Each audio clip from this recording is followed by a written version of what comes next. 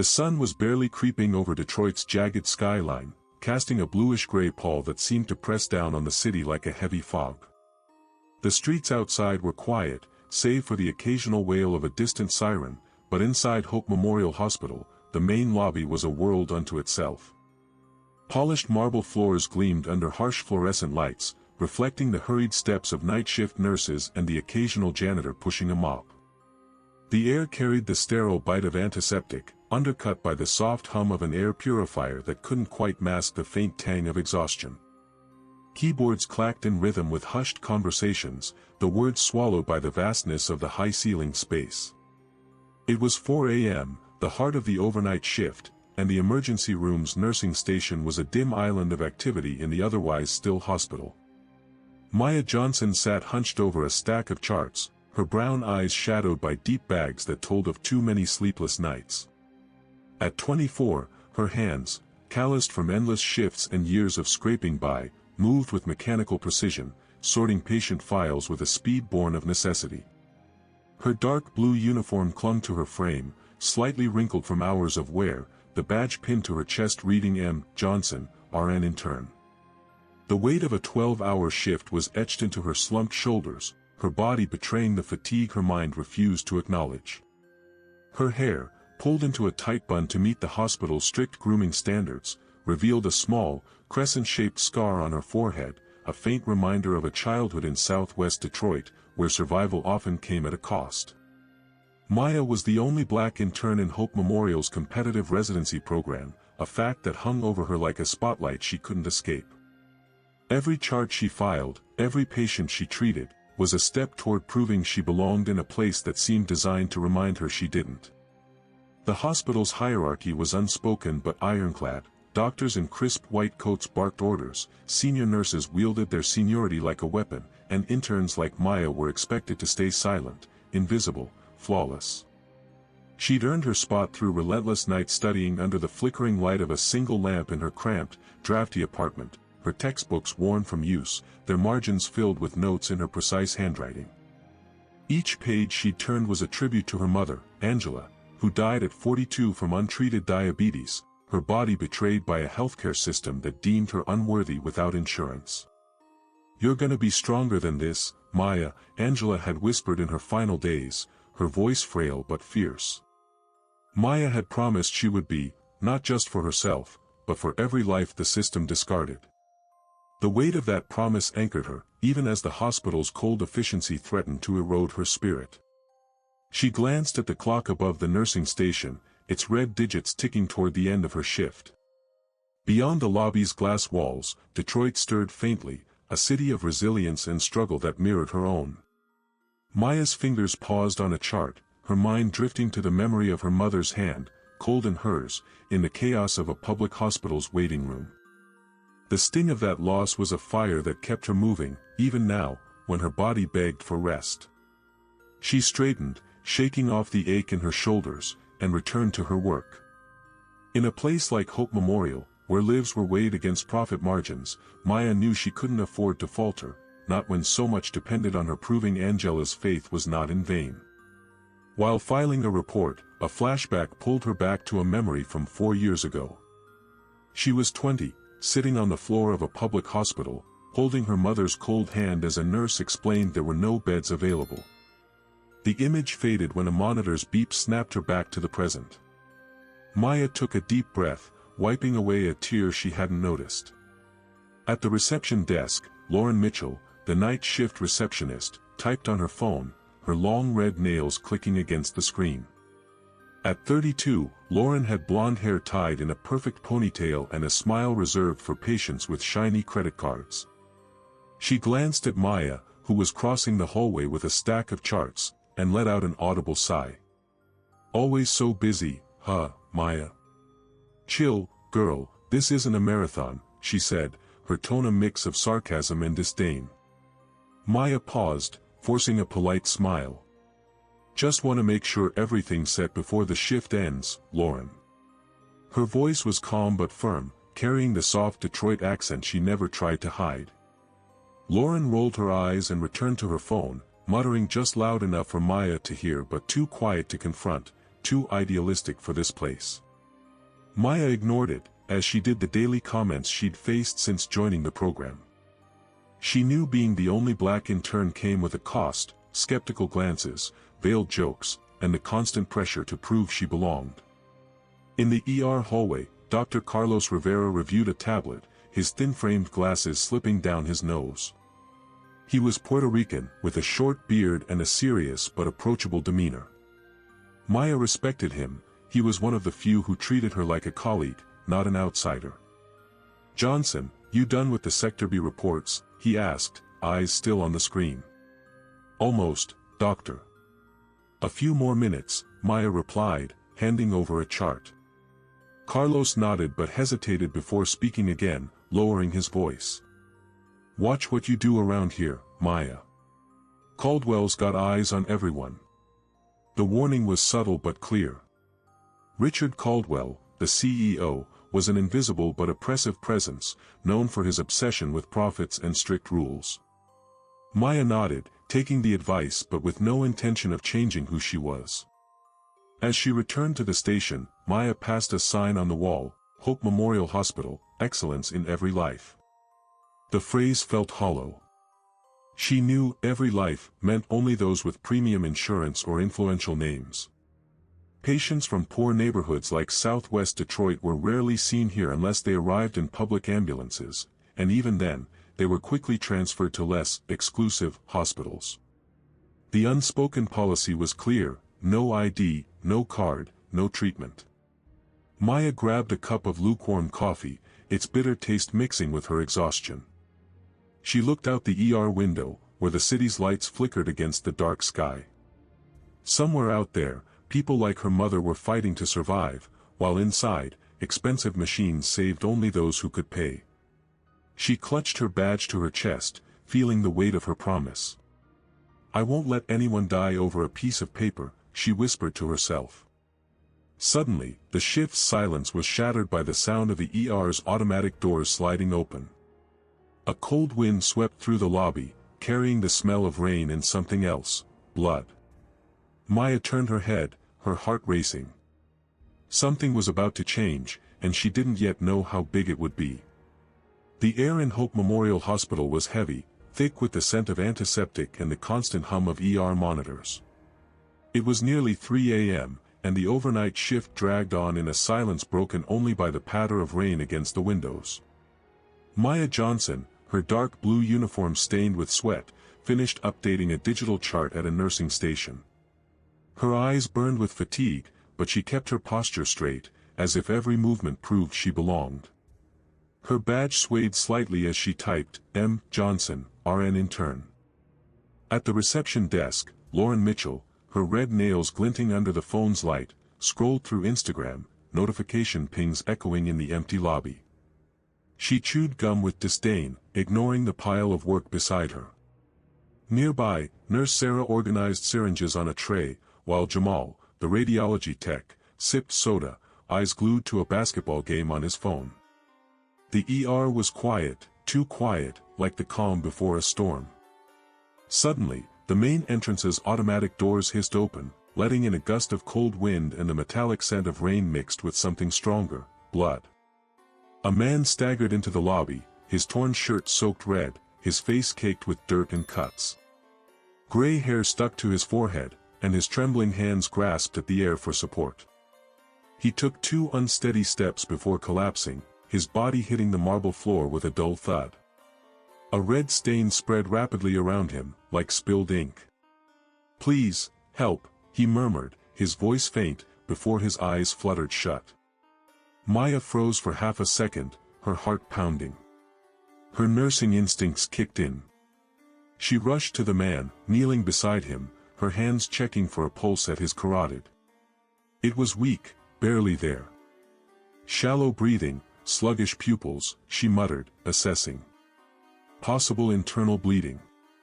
The smell of blood and wet earth filled her nose as she tore open his shirt, revealing a deep purple bruise across his abdomen. At the desk, Lauren looked up from her phone, frowning. "What the hell is this?" she snapped, standing with a jolt. "No ID, no card, no treatment. Rules are rules."